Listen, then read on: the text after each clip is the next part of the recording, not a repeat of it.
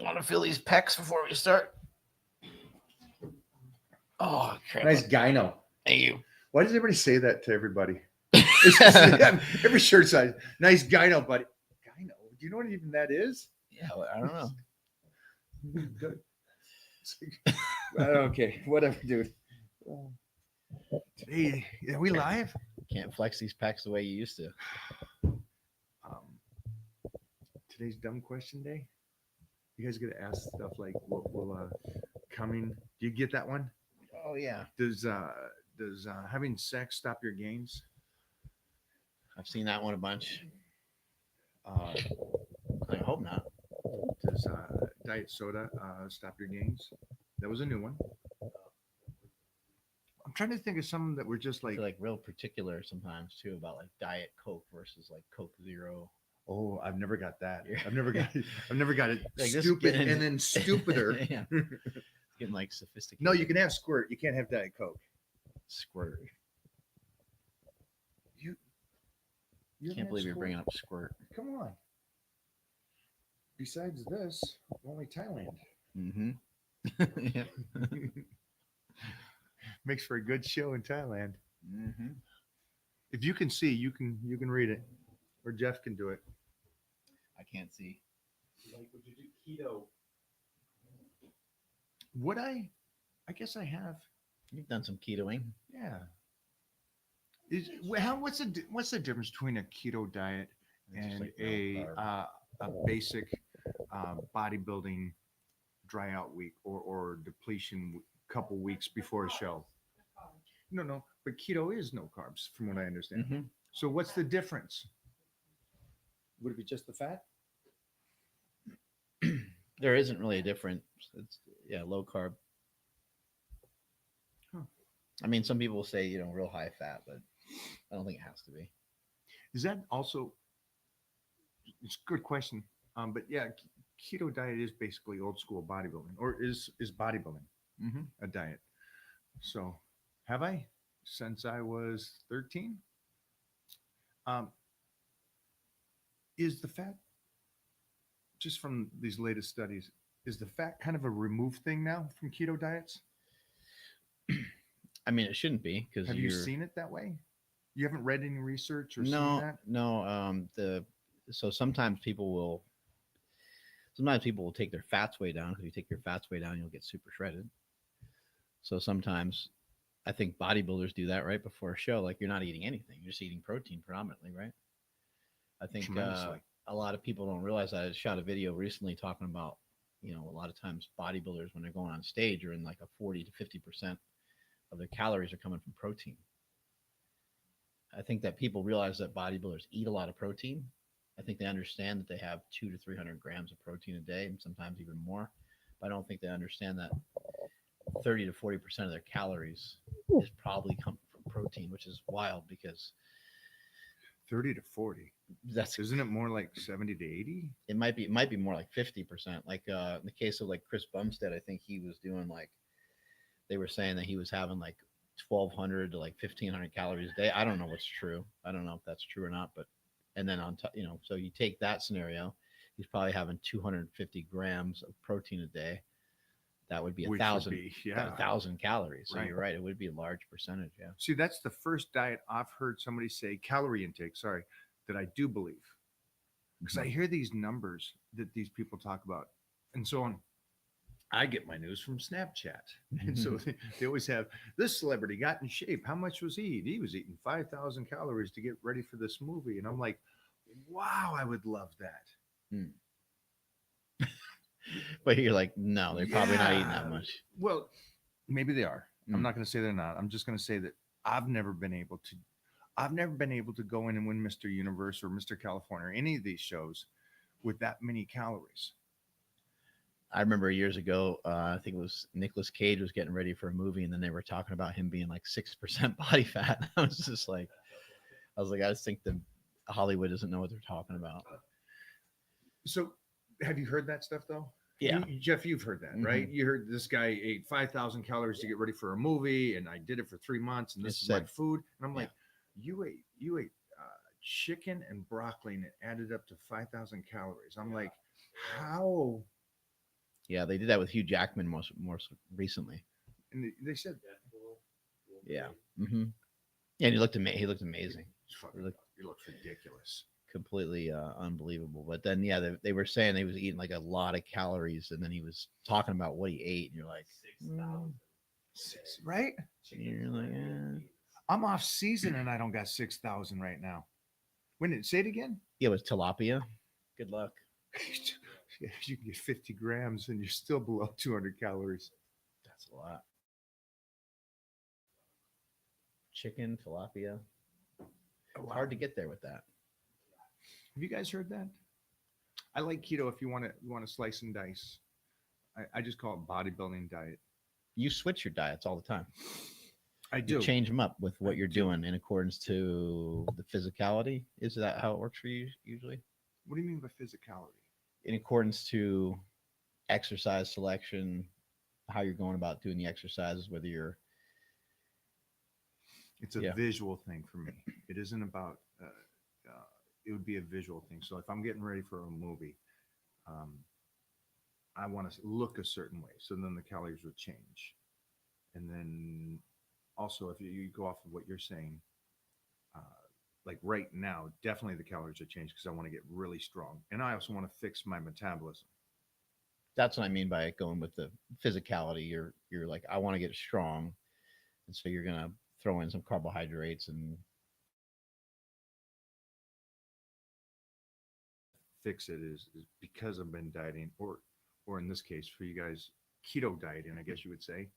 Um, I just call it bodybuilding dieting. I've been so low carbs that I understand that there's a process that I have to allow the body to utilize it again. It doesn't. It's not like a car. mm-hmm. You run out of gas, you put gas in, and it works. Don't you think? Yeah, you got to get used to. I mean, I think it's the same thing with training adaptation. I think there's a food adaptation, right? It's Good gonna point. Good gonna point. take a little bit of time. Um, talking about like people that do a lot of fasting or people that maybe don't eat a lot of carbs, and then they go into having carbs. Sometimes, first of all, they're going into having pizza, but um, secondly, when they go into eating any carbohydrates, even if they're healthier carbohydrates, sometimes they really struggle, and it will hurt their stomach and blow them up and all these other things. But it's not necessarily it's the absence of carbohydrates that sort of caused that. I agree with that 100%. What would you say to somebody that goes, uh, I'm, I can't have bread. Every time I have bread, I blow up. Mm. Could you tell them, do your friend? Do your friend? Are you open to some criticism? Yes. Maybe it's because you don't typically eat bread that your body now has a problem with digesting bread when you have it. Isn't that beautiful? I hope you guys listen to that because that right there is you can just go home and just understand that.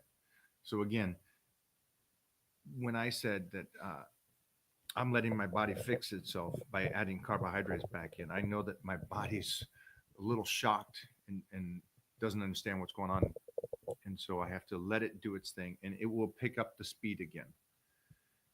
And that's basically not as articulately as put as my linguistics master next to me, but it's great. I think it's important to be patient with the diet. I think you do a good job of that because I hear you a lot of times say that you're doing something for X amount of weeks. Like we were just in the gym, in your gym, and you squatted 3 plates and some change and you did a 20-second pause at the bottom. You did a couple sets of that today, and you're like, oh, that was week 3. And then it kind of seems like you're on week 3 of the diet too. So the two things are going along with each other. But as I was pointing out to you earlier, I think people need to know that when you're dieting, whether you're bulking or cutting, or regardless of what it is, yeah, you got to have the courage to stay in the pocket, even when the defense is blitzing you, and even when people are flying by you and all hell's breaking loose. Because for 2 days, you'll look at yourself in the mirror and go, "Oh, I got it figured out. Everything's going really good." 2 days later, you're going to be like, spilled over, went flat. I'm fat, I'm flat, or you're too skinny, or what, too this or too that. But you have to kind of have to give yourself the grace to have a little bit of time, take your time with it, stay in the pocket, remember why you're doing it, remember what the end goal is, and just keep your eye on the prize and stick with it, because most likely another week from now or so is probably where you're probably going to get yourself to a point that you were hoping for. Do you think when you start a diet that most people will look at starting a diet that they're not going, well, I've been dieting for a week. Why haven't I lost 20 pounds? But comprehension, they have enough common sense to go, it's going to take a little time. So why don't they have it on the reverse? So you guys, I hope that makes sense to you, but on the reverse, it should take a few weeks. I'm sorry, I wish it didn't, but it does. I think everything takes, like, there's a delayed response by your body.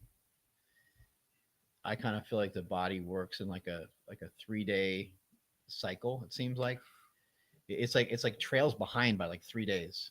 Delayed onset muscle soreness. I know that our digestive system works much faster than just on a 3-day pace, but a lot of times when somebody tells me that they feel crappy or they hurt this or hurt that, they're like, I can't pin it to anything. I can't figure out what I did. I'll say, what'd you do 3 or 4 days ago? And that's when they're like, oh yeah, I was playing football with my son. It's not from something they did in the gym or whatever. So I think the body kind of has a little bit of lag time, and you have to. It's a real pain in the ass, but you got to figure out a way to be patient. So do you think that's why when you guys are, I'm going to take getting ready for a bodybuilding show, and you did this, you had to stop training with the weights at least by Wednesday to compete on Saturday. You also had to take your carbs out all the way up till Wednesday, and then maybe start filling out on Wednesday night or Thursday, which again is still 3 days till the show. So you're resting, you're eating more carbs, and you're doing it 3 days before your show to look your very best. Because you don't just start on Wednesday and you eat your carbs and you're like, oh, I'm ready to go on stage. It took a couple of days. I wonder if that's the curiosity that those guys before us already figured out, that there's a delay, and maybe 3 days delay seems to be the most accurate count. There's definitely a delay. I think the more strenuous something is that you're doing, probably the more delay that there is. So if you diet really hard, there can be a delayed response for you to get your body back. You and I've talked about this concept before of having the body work with you, and you working with your body rather than you working against it, you fighting it. We had a Brazilian Jiu-Jitsu coach come into our gym that we had on our podcast a few years ago, and his number one piece of advice to anybody that was starting jiu-jitsu was, don't fight back. And you do jiu-jitsu, so you understand what that means. And that's a hard thing to do. The hard thing to do, right? It's hard not to like want to fight. But same thing with your nutrition, same thing with your training. Don't fight it. Don't be a wimp about it, but don't fight it. And just, you have to do your best to stick with it and to stay. Can you say in the that name pocket. of the jiu-jitsu coach? I'm trying to think of his name right now. It'll pop up in my head in a moment. Give it to us later. Jeffrey, you had something. Yeah, give me something. How dumb do you want? You want I have a dumb question. Okay, go with that. Why is Mona with me? No, actually, Because it it's does me. pertain to Mona Oh, though, okay. because so I wanted to know, is this true or is this just rumor? Did Mona start the Baby Don't Hurt Me campaign? Yes or no? No, Okay. but she's definitely But where'd it come? continuing it. But where'd it come from? China? It did. It did. Yeah. Did it come before COVID? 2022? Yeah. It came from TikTok, from over there. Then it dominated on TikTok, and it worked its way over to Instagram. It's a little harsh. Is it because they can hurt you, or is it because they actually can't hurt you? Because I know what love is. So that means they can hurt you, Yeah. and that's what the joke Yes, is. that's what it is. I think I'm the joke. I don't know. Either way, it's funny. I got to look into the lyrics of that song, Jeff. Maybe you can look them up. We can get into more. We can get into philosophical. Do you know like what handle or who did the first one, I or don't. do we have And I anybody to wish credit it- this whole thing to? And it's such an iconic thing because it just exploded not for a Amazing. week like a lot of these things, but it's been going for 2 years. Hmm. But yeah, the only thing we know is that it started in China and then went from there. So it's okay. Got me the house in Ohio, so I'm okay with it. That's great. All right, go for yours, Jeffrey. He said, "What do you prefer, free weights or machines?" Dumb question. That's not that bad though. Yeah, you get dumber, Jay. Yeah. Thank you. How many meals do you eat a day? Well, let him go with this one real quick. Yeah. Do you want to try this one? Because you just talked about this. Yeah. He honestly talked about this morning. Shit, they're both great. You know, I'd hate to have one without the other. If I was gonna pick, I would pick. I would probably pick machines and cables. Just the variety of different things you can do, and it just it.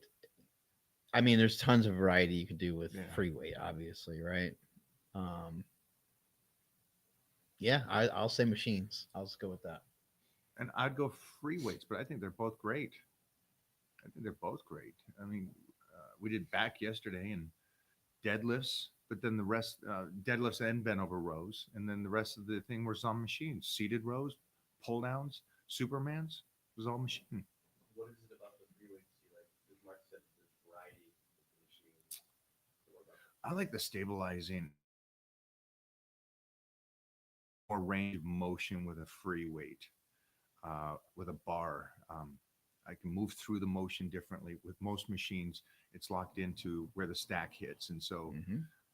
I'm a pretty good sized guy, and so you can usually stack it, but then also flatten the stack out, touching. So I want more range. Barbell, you have a huge advantage of like just training your whole body. You know, the bench press is an upper body exercise, but it's like you're using so much of your body. It's not like you're not using the rest of your body when you're using machines, but it is more isolated. Yeah, you guys get that, right? It's more fixed. You know, it's fixed in like a particular position. You can get on there differently, and you can Charles Glass it and move into some funky different positions on there. But The bent over rows on the Charles Glass bent over row. You lean up and over it and we just fall forward. So it's almost like a rear delt. You're pulling it up. don't ever ask Charles Glass for advice; he'll kill you. Yeah. It makes everything so It makes- difficult. I love that though, because It's his great. background was, and I did gymnastics when I first started, and the range of motion you can get as a gymnast, and now you add Charles Glass being at Cal Berkeley on the gymnastics team, and then also having an engineering degree from Cal Berkeley, and mostly at that time it was a great school for engineering, and then add in, you know, a bodybuilder and understanding mechanics and everything. He's like, that's the reason why he's the grandmaster at this. And I think the first guy to do a back tuck on stage. Mm. Charles? Yeah, I think. He tucked it into the back. So most guys tuck it into the front. Yeah, I see where you went with that. He tucked it before tucking was cool. Wow. Before Probably a lot to tuck. what was the movie? Hannibal. What was it? Oh, yeah. Yeah. Silence of the Lambs. What was the song? Buffalo Bill. Buffalo Bill. Until Ryan Reynolds did it. Good blind horses. Starting marks faster than 50 in carnivore in January. Any tips, advice, wisdom?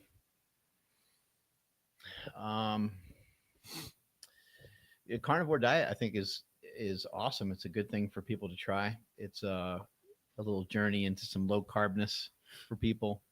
I would just say while I like people being disciplined, I think one of the big killers of a lot of people's success is trying to be too rigid. So if you're trying a carnivore diet and you eat some vegetables, it's not the end of the world. I think what we're trying to do. Can you jump back for a sec? Sorry. Can you tell us first what a carnivore diet is? Carnivore diet is primarily just Could chicken all day be carnivore? Yep. Or is it more Yeah, red chicken, meat? fish, red meat. Yep. Yeah, chicken, fish, red meat. Really any types of meat that you can think of. I eat all kinds of stuff. I eat like canned stuff. I eat mussels and clams and I eat some clams. oysters and various things like that. Salmon. I had a clam last night. Mhm. Anyways, So that's on the carnivore diet too. there you But go. You'll never Oysters? gain weight. you'll never gain weight. She Oysters. said. Never. Do you find that oysters really do make you? Like an aphrodisiac. Yeah, does it make you horny, or is it you fired up after that? I haven't noticed that impact, but I've heard of that before. Okay, Jeff, you eat oysters? Why, Mike? Just asking, man. Why did I answer Maybe that? later we can eat some oysters together. Anyway, yeah, so that makes up the carnivore diet, and I think it's a good thing for people to try. It's like a good reset, gets people used to eating a lot less carbohydrate. But what I was going to say earlier is just that I think sometimes people are too rigid, and my message is, while I would love for you to be disciplined, I'd love for you to learn how to be strict. I also understand for some people they're just kind of getting started on a lot of these journeys. And so what I would love for people to realize going into any of these programs or anything they do that they see from you or from me is understand that you're not just going to do this for a month, that you're going to be doing this forever. That doesn't have to be daunting. That doesn't have to be like, oh shit, I'm out. I didn't know I was going to do it forever. But you're going to go from Mike's program into doing my program. And then when you're done with both of those programs, you're going to go into another program because you need some sort of regimen or some sort of program. You hear people say sometimes with a ketogenic diet, they're like, oh, I tried that. But then when I came off the diet, I gained 20 pounds. And you're like, you were doing the diet using that as a tool to manage your weight loss. You lost weight with that, but then you discontinued that and then fell back into your old habits and then you gained weight. So it doesn't mean the keto diet or whatever diet you're on doesn't mean it didn't work. It worked while you were adhering to it. And my point here is that if you're going to do a diet and you're trying to lose weight, lose the weight with the diet. And then if you're getting bored, choose a different diet. But don't just choose mayhem because you're going to get fat again. And then tell us about this. You have a January 1st program, right? Is that what they were recommending, suggesting they're doing? Yeah, Yeah, so I had something. a Faster in 50 program that I wrote out with Dan Garner. Dan Garner is a strength and conditioning coach, just a performance coach, I guess, in general. And it was some running that I did preparing for the Boston Marathon. So it's a running program. There's some lifting in there and all that kind of stuff. Nice. Hmm. You guys head over there, start it up. It's free on I think it's on markbellslingshot.com, but it could be on withinyoubrand.com. So there, I plugged both my sites.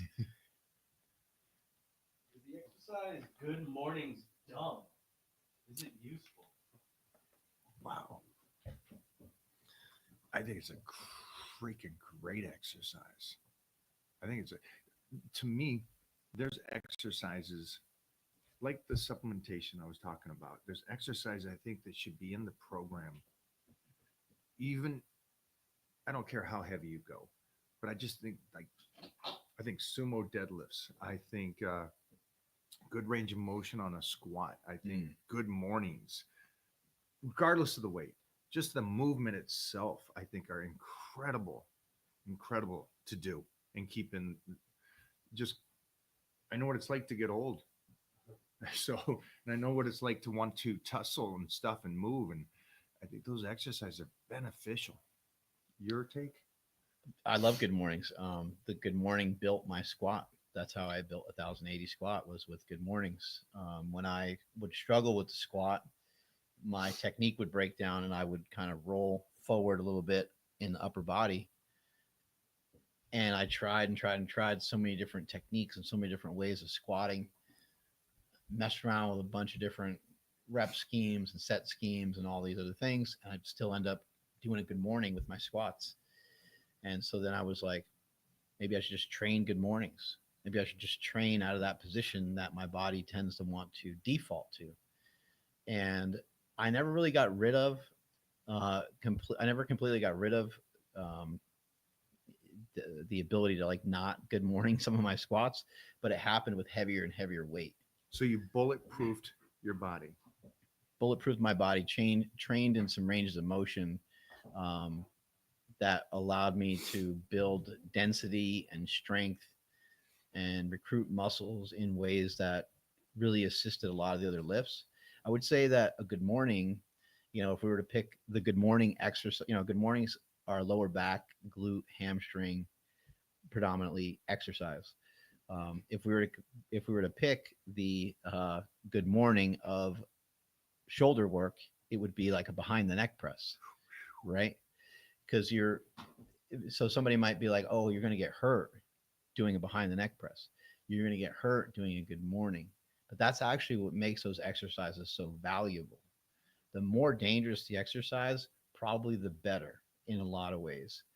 And in a setting of like a gym, what we have to always remember is that you're training. And what makes training different than a fight is that you can really control a lot of variables when you're training. So if I'm doing a Jefferson curl, which is basically just you're rounding your back as much as humanly possible from every facet of your spine that you can. So you're not just going to round the upper back, you're going to round your lower back.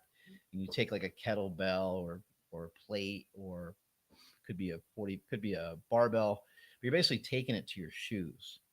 And when you do that, you're intentionally curling over and rounding over. And what did I just say earlier? I said we're trying to train through some of these kind of almost what would be considered like bad positions, but because it's training, we're in control of all the variables. So are we going to do that with 315 out of nowhere? No. We can do it with 315 if we get conditioned to it, if we train to it and train for it and learn how to do it that way. But most likely you're going to start out with reasonable weights to get started on things like that. I love that. But the more dangerous, the better. That's what Louis Simmons used to say. So Arthur Jones said that too. Arthur Jones said squats is the greatest exercise in the world, the most beneficial exercise in the world, and it's the worst because the possibilities of it. And so again, I don't think life works the way that people think it works. You're not safe. You're being as safe as you possibly can and trying to bulletproof your body. And so I love that exercise. What are your take on cold plunges? What do you like to do for recovery?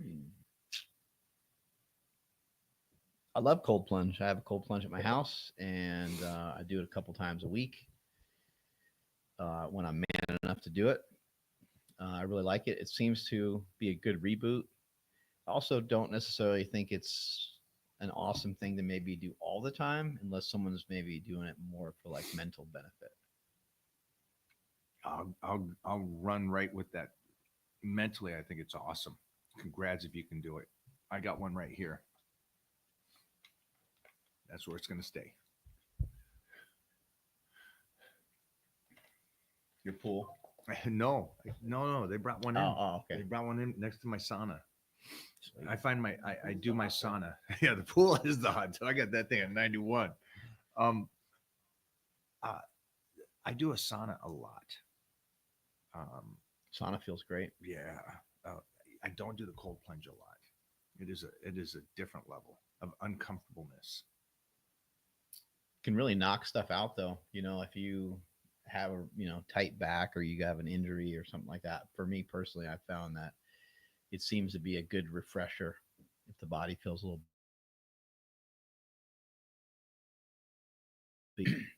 I think they both actually work the same way, ironically, even though they're on the opposite ends Right. of each other. I think they both are a way of almost like running your body around, like you're getting your body some exercise because you are increasing your heart rate. There's some runners and some endurance athletes that actually utilize a sauna post run to kind of continue that zone 2 cardio, because if it's hot enough in there, you'll find that it gets to be pretty difficult to breathe. And if you ever wear a heart rate monitor or something like that in a sauna, you'll see your heart rate start I to will go try up that. quite a bit.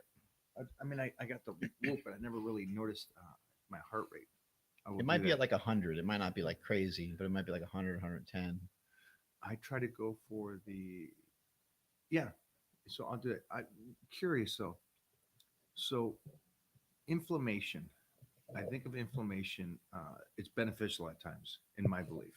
There's times you want inflammation. You want it after the workout because you want your body to recover. And inflammation is just saying your body knows it's traumatized. It's going to come in here and try to fix things. And so there's a part of me that likes the inflammation, where everybody else seems to be like, no, no, no, I want to get done with the workout. I want to go home. I want to jump in the cold plunge, get rid of that, and then move on. And it's like, I want the body to get rid of it so I can gauge, am I overtraining? Am I inflammation too long? Am I waking up the next day and I'm still beat? So there's a little bit of that for me. Just so you guys keep going, but like you and me talked about earlier, if you like cold plunges, you like the sauna, you like I got the red light therapy, which I absolutely love. I freaking love it. You want to talk about it? I got the setup up there, man. I can go up there. I got the whole table, and I love what it does. If everybody else says it's not good and you like it, keep it in there. I'd also say about the cold plungers, some pretty cool evidence more recently that when you do cold thermogenesis, cold therapy, literally of any kind, but the cold plunge is what people are measuring usually, is that you'll actually produce UV light within your own body, which is kind of a weird, interesting thing, but it's a way that people believe that people with more fair skin have been able to have a strong immune system because the cold, much like the sun, supposedly gives us some benefits of vitamin D. So those are like more recent findings. Those are more new things. They still probably have to study a little bit more, but that's kind of the early beliefs is that you are the from the cold, your body is producing UV light within itself, and from that, you are producing a little bit more vitamin D. So, just extra benefits of it.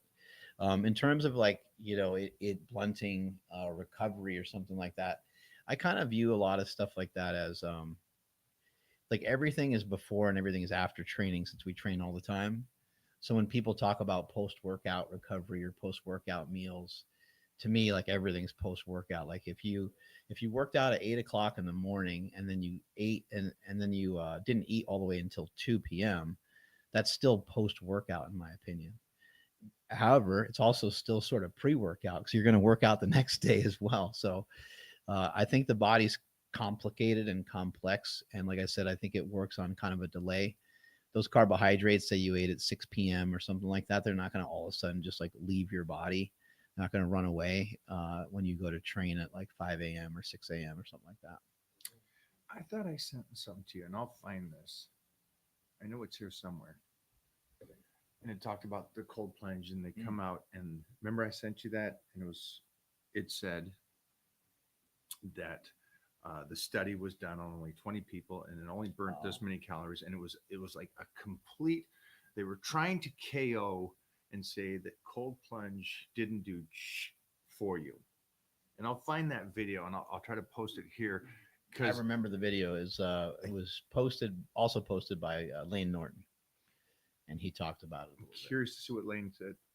My thought was when they're trying to bash it, at least I have enough common sense to understand that it was a phenomenon and everybody started doing it. And a lot of people started scheduling it, and a lot of people started being disciplined about it. And it started an avalanche of people getting in shape. And so it's funny that they tried to make a claim that it didn't do anything for you. Okay.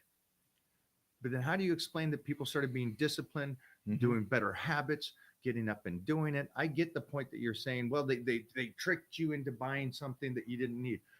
It tricked them to take care of better health of themselves. And now what's kind of cool, I think, in my personal choice, is that let's say hypothetically it was a scam and there's no difference. Well, you can say thank you because they just gave you a placebo saying this is going to help you. It doesn't. You got in better shape because you thought you were going to, because this was going to be a trick. And now you just found out, guess what? By you just being disciplined, you're in better shape. So for them trying to cap on it, I saw the complete opposite side, that it was a setup for them going, that's an alley oop. That's a win. Thank you for telling that that wasn't it. It was me being productive. You and I were talking about supplements earlier. We were talking about like vitamins, and we are like, I think I can kind of feel creatine, and you and I can argue back and forth about which things we feel versus what we don't feel, whether it's EAAs or uh, hydration products during workout. However, the cold is something that you can't deny. Like you get in a cold plunge and you feel that, and then there's an after effect of it as well. How positive or negative that after effect is, I don't really know, but I agree with you. There's a lot of people that feel really good about it, and it seems like from a mental perspective. Again, I know a lot of people who have a lot of mental health issues, and they have a tougher time getting out of bed. They have a tougher time being excited about the day. They have a tougher time exercising. For some of those people, I think it could change their life, possibly forever. So why not give it a try?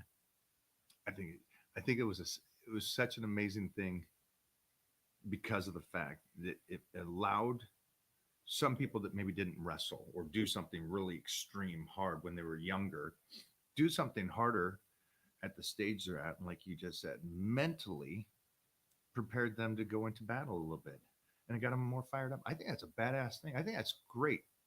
And so whoever did it, whoever put it out there, and all your guys' studies saying it doesn't do anything for you, sorry, but it does, because it goes back to being disciplined. Sorry, Jeffrey. Michael, did you ever do a modified West Side conjugate training style? I think I probably do a modified of that. I've been training long enough. A lot of Russian uh, training is where I, stem from, and I think he took a lot of that when he was doing his thing, and so yeah, I think some small differences I would say between the way that you train would be that you typically like to select an exercise for a few weeks. At Westside, they would often switch the exercise every week, which there was a lot of debate about that. That was just like Louis Simmons' way. That's what he wanted. That did more like what you did. They would do good mornings. They might do them for 3 weeks. Then they might do a deficit deadlift. They might do that for 3 weeks. Um, so I think that you already are doing similar to West Side, because you are West Side to me is like trying to attack your strengths and your weaknesses. Like you're trying to every oh, once in a I like while, that. every once in a while you give yourself an underhand pitch and you're like, we're gonna kind of work in this zone of the stuff that I'm good at. And then we're gonna work for a few weeks in some areas that I kind of don't like, but they're gonna be really important to me later on. Because you're always trying to one thing Louis was a master of is he was great at building towards whatever he wanted to do next. And I think that's a huge valuable thing in training is you want to you're not just training for no reason. You're training to bring yourself to a particular point, but you're not training maximally out of nowhere right away. You're training to get yourself to have some sort of maximum performance maybe down the road a little bit. I love that. So yeah, it's very similar already, because we every workout, mostly at this stage of the game, the last 10, 10, 15 years, is I go into the gym to find out uh, a weak point or a hiccup in my game, and then I attack that game. I attack that spot to try to fix it and strengthen it. So I found some areas where I'm weak a lot of times after a workout. So like I'll do a workout and I like the last exercise or two to sometimes be like kind of experimental, and I'll go to do it, and I'll go, "Oh my god, that was terrible." But I'll say to myself, "Noted," like I noted that. I need to come back next week and start doing that for the next month. Similarities. Best exercises for increasing power in MMA and striking. Yeah, I think sumo deadlifts. I think power cleans are a couple exercises that should really be in that protocol. And mostly if you're still competing, I like power cleans. It's a tough exercise, and I don't mean power cleans like you do in CrossFit. I mean just a power clean is like clean and jerk is a beautiful, beautiful, artistic, very precise movement. I mean power cleans where it's more like football, where you're coming up and you're hitting it off your hip thrust and smashing that bar up. That way, that hip explosion when you gut wrench a guy. That's what I want. I don't want you dropping all the way down like they do in Olympic lifting or CrossFit. I would say, trying to build up for a sport and particularly like MMA. I would say it just depends on like where you're weak. Like if you're already somebody that really loves the gym, then maybe your exercises uh, shouldn't be in the gym. If you're already a gym goer, you're already way into lifting, you're already like benching, squatting, deadlifting. However, if you're not doing those things, those would be great things to implement. You have things like throwing med balls. You got some plyometric work. You got things that you can do on like a track or something like that. I think for athletes in general, it's really important that they keep themselves, keep their mobility, keep their explosiveness, and not only keep it but make it even better. As this guy is pointing out, it's kind of the question that he had there. But um, I would think that if someone comes in and they just are in general, they're just not very strong. They can bench 135 pounds, they can deadlift 225, and they can squat 185. I think the gym and some of those exercises would pay huge dividends for that person.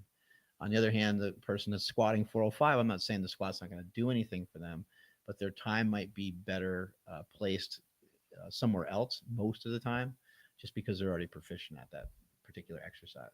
It's a great point. It's a great point. It's not like you're going to be fighting a guy that's 405. So if you're already tossing around 405 for 20 reps, you're good. You know, if you're already cleaning 315, that hip thrust is beautiful. I agree. How long did it take you to hit 3 plates on the bench? Oh, I cannot remember a specific age, but man, I would have to say I was probably like I started lifting at 12, and I was probably around 16, something like that. So I got you by a year. like maybe I like got 4 years or so. Yeah, mine was 5 years. I started at 9, and then I hit it at 14, almost turning 15. I did a powerlifting meet, and that's with the pause and making it pretty. I don't think Jeff's got video of how I used to bench when I was that age. It was very football style. Mm. Yeah. You got the bench on there? I show that. Well, it's not loaded. Yeah, I mean, yeah, in the hard drive. yeah. He's got me repping 315 for tens. Because when I hit it, then it just became easy. But it took me 5 years, 9 to 14.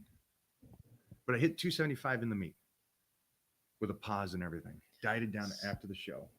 So you did it about a year earlier, but it took me less time. It did take you less time. We both won. Look at that. I get like a little tiny trophy. Were you Runner the up. strongest in school when you hit that? Were the other guys doing it? I was the strongest in the history of my school. And when I went back to my school, my old football coach said that in front of my brothers. Ooh. Greatest day of my life. I was not. Wasn't even close. It was at Monsters. least 20 of us Hmm. in that school that was slamming that. Yeah, Paul we didn't- Mix and his Mhm. brother, Paul and Kevin Mix, middle linebackers. They were all, yeah, we had some 405ers at that time in high school. And I was a youngster, obviously. We only had one other guy on the team that was like really strong. He was really good at squats. And that was about it. I went to that school. Mm. Where state champs 3 years in a row. It was like didn't lose. So it was nice to grow up like that. I guess both, it's like you. It's like you're the strongest guy in the history of it. That's a cool thing. And then to not be the baddest guy in the room is a cool thing. Mm-hmm. They both got their benefits. I worked well with not being the guy, the bull steward. Love digging yourself out of that ditch. Yeah, I liked being that. Like coming down here in 1990, I was stronger than all these guys, but I wasn't as jacked as them. Mm. I liked it. I was like, okay, I'll get there. That's cool. I'll get there. Do you remember what you guys weighed? Around that time, 15. I was 176 in the meet. I don't remember exact weights all that well. I do know when I was 16, I was like 240. I remember that. I got pretty big. Do you got the photo? I got the neck photo. You got me and mom? I can find Amazon neck right there. Oh, nice. That was it right there. That's not the shop. That's not I'll no. pull This up. was that was the 14-year-old. Let me see that one again. Enerdrol neck. Look at that. That's great. Jeez. Yeah, how much do you weigh on the left there? On the left, I was 260. Hmm. Yeah, it was football. I have this shot. That is the bodybuilding show I won 3 weeks before doing the powerlifting meet, and that's I got this that kid one. with the mustache. that's 13 with the little. I put chapstick on the peach fuzz to make it dark. That's great. Look at the chest though. That's not bad for 13. Titan's gonna kill that. Do you have weights in your basement or something? It was fully loaded. Nice. My dad, I called them high boys, but my dad made chain beds Mm-hmm. that were up off the ground for all 5 boys. And then the whole downstairs basement was all weights, and that's where the boys slept. And then the walls were oiled up men. Just like Arnold's stories. My dad come down, but he was a bodybuilder football Mhm. player, so he knew.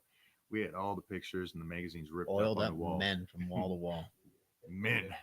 That's how you did it, boys. Squatting and deadlifting for power building purposes. How often should you go for max effort? Ooh. I would say 12, 13 weeks. That's me too. Yeah, I think that it's misunderstood. I think that if I had to assess the powerlifting world or had to look at most powerlifters program, I would say most of them train too heavy, which is kind of a funny thing to say. Right? But what I mean by that is like you want to train, you want to be able to execute your exercises really, really well. On a scale of 1 to 10, the intensity of the lift could be pretty hard. It could be like an 8 or a 9. But the execution of the lift is really important. And powerlifting, a lot of times, about having multiple executions of an exercise, having good precision, kind of over and over again. That's why a lot of guys they'll do higher sets, right? We don't really see that in bodybuilding as much. Bodybuilding, the reps are usually higher than the sets, but rather than 3 sets of 10. Powerlifting is flipped the other way a lot of times, where it's going to be 10 sets of 3 reps, and you want to have good repeatable efforts. Once you do that, what I believe what happens is that your body, your brain, your central nervous system kind of puts a stamp on your muscles, and it's like, yo, everyone's on board. We all know how to do this. You gave us really nice inputs. You didn't overtax us, so we're going to come back next week a little stronger. And it's noticeable. Just so can you guys almost feel understand, your nervous system and training in a powerlifting type program, a power bodybuilding or Louis Simmons, all this, you so feel it. You come back week after week, and like I said, this is week 3, And the weights I started with week 1 just felt heavy. And week 3 feels like a joke. It's that fast. And when the nervous system kicks in, when everything's right, the recovery's right, the food's right, and everything. So it's an amazing, fun thing. Hmm. And you get to a point. So then how do you do this? Because you do get to a point where you start doing stuff. I remember Jeff and me kind of laughed about it. I did a reverse bench with 500 and it was a joke. And it was at the end of the power bodybuilding. And I just go, I need to stop. That was too easy. Hmm. Where a lot of people would go, let's go, 550. I went the other way going, I'm way too strong. I don't know where the limit is. That was a joke. Yeah, you have to stop. If you get a PR, it's that could be the hardest thing. The young guys listening, they're not going to listen to that because it's just too tempting when you make a PR. But I think maybe something to think about is when you're that high up and you just did your best bench previously is 295 and you just out of nowhere smashed 315.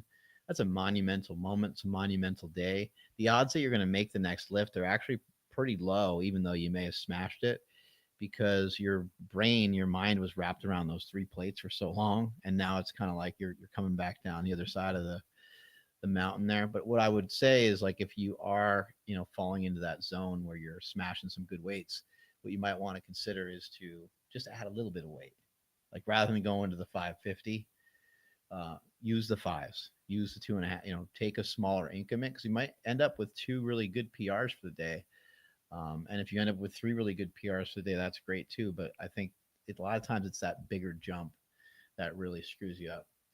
The original question, was about how often to max, and I liked your answer. I think it was like, it's going to be every couple months really that you're going to really test. So I think, again, I think it's a misconception in powerlifting. I think that we see so many big lifts being done. I don't know if you have had an opportunity to see like Jesus Oliveras. This guy squats 1,000 pounds nearly every week, but his capacity is through the roof. He's conditioned for it. He's a very strong lifter. He's thick. He's heavy. His body is used to it, and so he can do these heavy lifts. And I think what maybe people aren't observing or paying attention to is how easy he's doing the lift. So yes, it's heavy, They see the weight, think that that's his max. right? So there, and we just had a discussion last week, and I just an absolute. Let's just say he's young. Just say he was young. He wrote, "Why do I feel like this kid?" And I said, "You know what? Come on live. Let's have a talk." And which is interesting. It was interesting, and basically he just did that. He goes, I feel that you do these kind of numbers to just flex on us, but that's not really what you're doing. And so we had a talk, and that basically said, you're 25, kid. What you saw me flexing was 150 pounds less than I normally use. And so your comprehension. So like this guy squatting 1,000, everybody goes, oh, look at, he's doing an incredible world PR every single week. No, not for him. He probably do another 100 on that. Right. Yep. That's the point of it. The point of it is, nobody's flexing. They're just trying to have fun, getting a workout in. But just keep in mind what their levels are. Nervous system is amazing. Volume, using it is amazing because, I squatted today because I have to do the thing tomorrow, and I'm supposed to squat tomorrow, but we just squatted on Monday. Body's recovering so much quicker with the volume. Suspicious. I agree with that. Very suspicious. So all those things are really cool. And listen to your body. You guys will be able to see it. What are the best foods pre-game for energy for my high school basketball player? Barely come. I like these questions. Yeah. These are not dumb questions. These are great questions, guys. I think when it comes to a sport like basketball, I can't really think of a better diet than like a bodybuilding diet. Obviously, not a bodybuilding diet like you're getting ready for the stage or anything like that, but just a lot of carbohydrate, a lot of protein, probably like equal amount of carbs to protein, keeping them both at about a gram per pound of body weight at least, and then probably because you're young, you probably still handle even more carbohydrate than that. This kid's a two-time, I'm guessing, athlete too. Mm, Play some football, nice. some basketball. Probably Would trying to you eat, fairly often throughout the day too. would you recommend him your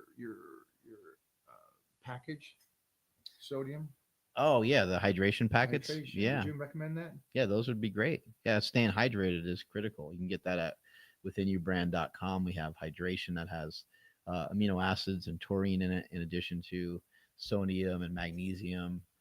But really, just being well fed, I think, is going to be Right. a huge factor. I think basketball, basketball is pretty strenuous. So I would say, like, I would try not to eat much 2 to 3 hours beforehand, unless it was like a Rice Krispie treat or something that can, like, you can digest really easy. Yeah. But you can have fun with eating, when you're that age and You're doing that much sports and he's active and he's doing it. I just don't PB&J pull him and back stuff. from food. yeah. Because I was I was a peanut butter and jam kid. That's where I got a lot of my size, which I'll have to go back to the bench press after this. But yeah, make sure he's eating well because he's still growing like incredible. He's growing better than anybody. He's a high school kid. A lot of people still don't know about protein, even though it's talked about so much. Um, so steak, eggs, chicken, any types of What would animal you products. go pregame though? What was your pregame? Yeah, pregame. Um, Would you do a sugar or not a sugar? Would you do would you do honey or something like that? yeah, Or would you keep it more? yeah. Pregame, you got to go like drier, like carby, like, uh, and probably not a whole lot of protein right before the activity. Does that make sense? Let us know that you got that. All right. Great question though. Back to when you first did 315. What was your jump from 315 to 405? How long? So I was about 16 or so with the 3 plates, and then I think I was about 18. I was like just graduating high school when I did 405. All right. So then I cut. See, first one took me longer. Second one took me less. All right. Okay. Is there the weight change? in those two? There wasn't. Oh, good point. Yeah, Good point. For me, there wasn't a huge body weight change because I was See again, more impressive then. I was pretty heavy at like 16. My brother was like, "Hey, you should gain weight for football. Get bigger," and I did. And then he came back from college and he was like, "Oh my god, you got fat." And I was like, "Huh?" I was like, "Oh yeah, I guess I kind of did." And so then I lost some weight from there, and I probably weighed 220 or something like that. Do you have some of those pictures of me and Jeff Magruder in the gym? Already done. So, like I said, I hit 315 when I was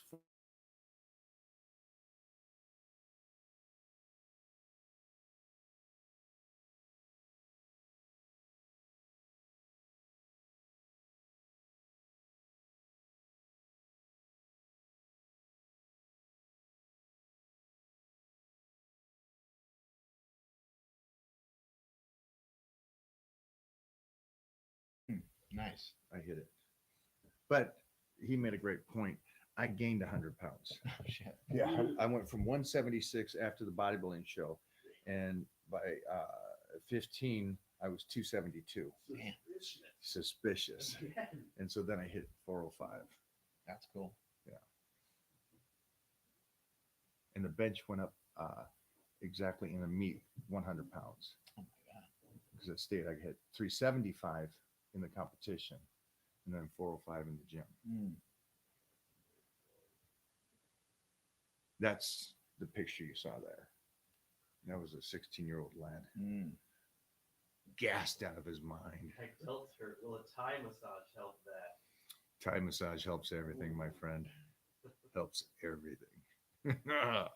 Massage therapy, though, it is good. It works really well. Yeah, I Jimmy? suggest it. Have you had Jimmy Bluff? Yes. Phenomenal. Do you find that he is over here by himself in a world that he has created with his technique compared to everybody else? Or Yeah, I mean, there's a lot of good practitioners if you take your time to find the right people. But yeah, Jimmy Bluff, his technique and what he does is unique. I haven't really had anybody work on me that does stuff quite the way he does. I like massage, but I like massage from Jimmy. He's for me, and I've worked with Hmm. dozens and dozens over the last decades. Um, Jimmy does something different. He's crazy too because he'll just work on you until you're done. Like he's not there's not a session. He'll just keep working on That's you. the I mean, truth. he came up and worked on me one time for like 6 hours. That's the wildest thing It about was him. nuts. I You- was like dead, and I was like, "How are you?" Because you're the one doing all the work. I'm Five dying. changes of shirts. So Yeah. so you guys at home, man, just go find Jimmy Bluff, set your appointment. So James Harrison, football player, Mhm. saw that I was doing this, and he's out. I think he lives. I'm not sure where he Arizona. lives. Okay, and he messaged me once, and I said, "Yeah, go see." And then boom, he booked his whole year with Jimmy, paid him all up. He's like, and there's nobody in the history of humanity that I know that spends more and focuses more on recovery than James. And they talked about that. He said he spent $1 million a year on recovery. Now, again, that's not a lot because it set him up each year to get 10 million from still playing. So again, it's 10% of what he was doing. So he could get that extra. It just popped in my head that SNL skit they did on him when he had that interception in the Super Bowl and he returned it 100 yards. They had one of the guys like imitating him, and he was just like sucking on this oxygen mask forever.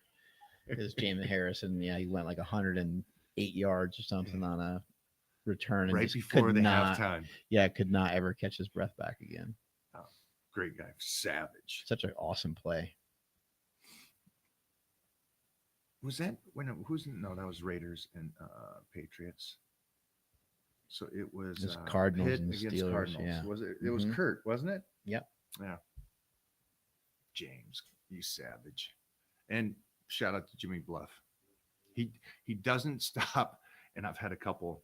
I get massages between There's that Jimmy. like little thing where Yeah. you But I get these separate your massages, muscles out or whatever.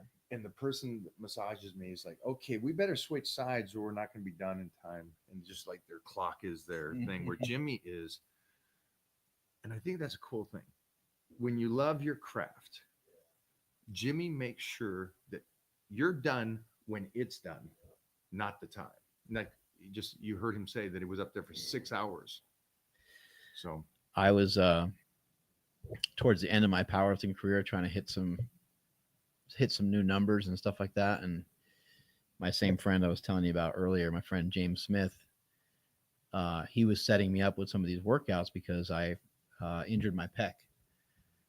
And I started doing the workouts, and then the workouts they went from rehab to doing like prehab work and then stretches and all these other movements and hooking myself up to a complex machine and doing all this other type of training.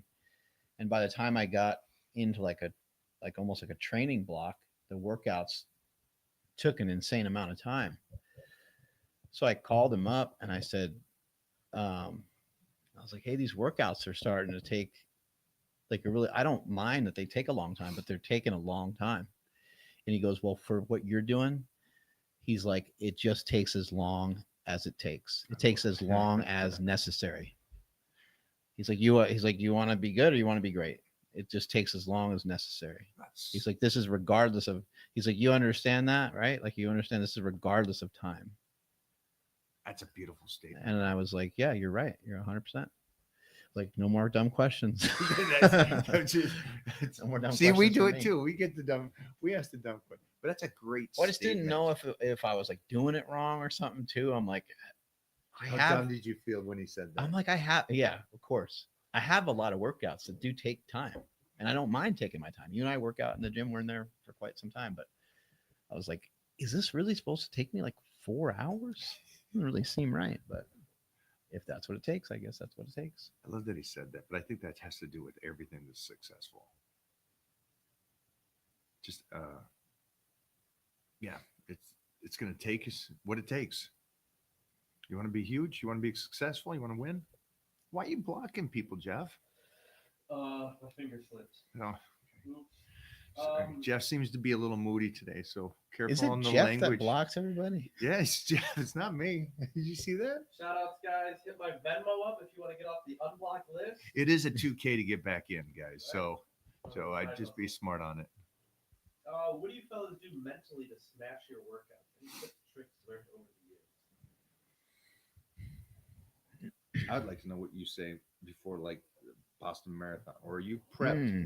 and trained so well, you're not saying nothing. You're ready to go. Yeah, usually everything happens beforehand. Everything happens in the training. When I was younger, things were a little different. I was full of more piss and vinegar, I guess you'd say. And I'd be like fired up, and I might need to listen to certain songs or whatever to be like motivated or excited to go and do the lift or whatever it was I was doing. But as I've gotten to be older, it's like, well, the motivation, everything comes from the training itself. So the training is done, and now here's my opportunity to express what my body's now capable of. And I was always so excited by that because it was like they don't understand what they're going to see here today, even though I know that no one really cares. But to you, I know that like I it's the really voice. care. Like I remember when I squatted 1,003, when I squatted 1,000 pounds the first time, uh, right as I got to the bottom of the squat, got to my lowest point in that squat, I felt so strong. I felt stronger as I was descending down into the squat, all the way to the point. As soon as I came back up, about midway through, I started to like smile, and it felt like a smile on the inside. When I was at the bottom of that squat, it just felt so good. So because I understand that preparation is so critical, and I felt what it feels like to have the preparation done correctly, and I've had it work out to where I've done it on the platform. I've also had it not work out. And so I know what that feels like as well. I know what second place feels like. I know what missing the lift feels like. I know what getting hurt on the platform feels like. And those feelings are feelings that I'm like, I know how to feel those very easily. I could just not do my work and I'm going to feel that way. But if I want to feel But you could amazing, also do the work and still feel that way. that sometimes happens as well. But if I do everything right and things line up correctly on that day, it'll be the best feeling of my life. So that's kind of the way I always looked at it. And that's what kept me like fired up and motivated. You said something that made me smile because if you see the signature on that one post, Mm-hmm. when I did that and I was on stage, I Was was that when you fell off the stage? it was my signature move. I was smiling. That's a legit smile. And that's That's during sick. prejudging. I was next to these guys and I was like, this That's is a great over. picture. You guys are done. And I was smiling inside that I didn't realize it was that much on the face. I've never been that happy in my life. But it's cool that you got to that point where you're in the squat and you're in the position of where you should be feeling crushed and you were like, I so got this. That's a cool feeling. You picking up Titan? Where'd you go? Wow. Nice. Mama took her first nap ever. um, I agree with everything you just said too. It's when you're young, you music or you got something or you're tussling with somebody. As you get older, it's you know that you're going 70%. You're being smart about it and just consistent, and you don't need as much hype to go in. Yeah, when I was younger, it was helpful to have like external things. It was helpful to have things that happen to me, life experiences, to motivate me and to fire me up. I was the dumb kid. I didn't do well in school. That was always like something that was hard for me. Got made fun of and teased for it, type thing. And then I was in classes with a lot of other kids that got made fun of and teased for it. And I always wanted to be able to like defend those kids. So some of the lifting kind of came from that. It wasn't even just like I wasn't me getting picked on because I was big already. It was like me being able to sort of like defend some of my friends. Not that people were like beating anybody up all the time or anything, but um, it just wasn't a good feeling, you know, Special being ed called class dumb did you and go to that didn't get beat up? yeah, yeah, Jeez Louise. yeah. And you're right.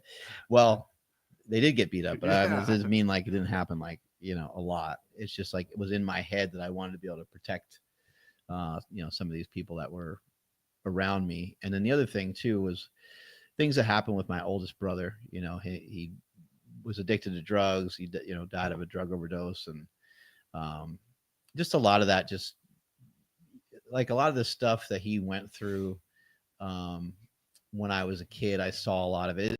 It's a lot of stuff to take on, and even that was like a motivating factor. But those things they're all like when I look back on it, um, was never really used negatively. It was used positively. I was like, um, it just elicited a certain response and certain emotion from me that I couldn't really tap into otherwise. I didn't have like a switch to like just go kill it. I wasn't didn't have because I didn't grow up in like a tough neighborhood. I had parents that loved me. Um, so it's almost like I needed those other two things to sort of be there to turn me into what I turned into. Person became.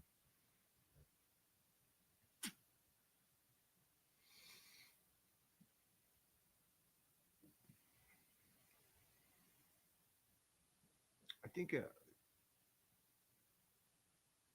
one cool thing we know is what you just kind of said is that Herberman put this well. It wasn't his; he got it from somebody, but it's just a very simple statement. There are winners and losers, and a winner is someone that is willing to take the pain that is put upon him or what he's gone through or what life has given him and use that to motivate him. And a loser is somebody that same thing, he's got the pain of life and situations and everything, um, and they allow that to destroy them, and they feed off that and give negativity out. And so we grew up, like you said, in the special eds and learning to read and write, and we use that stuff just to motivate the heck out of us. So I would just go to use all the whatever pain, the one thing that's real, they say, Mm-hmm. and use it for good within yourself. Should I rest longer to get another full set, or should I rest shorter period of time to get a bigger pump, but only a partial set? Did you just write that question Yeah, in I yourself know. there, Mike? You guys are not asking dumb questions today. I thought it was gonna be dumb question day. It is a great question, and we go for it. Take the rest. You know, take the rest. Look lazy. I actually think that even almost feeling a little lazy and sometimes feeling as if like, wow, it's been a little while since my last set. I actually think that some of those things are good. Obviously, don't get cold would be my only suggestion, but I don't have any problem with someone taking 4, 6, maybe all the way up to 8 minutes in between a set.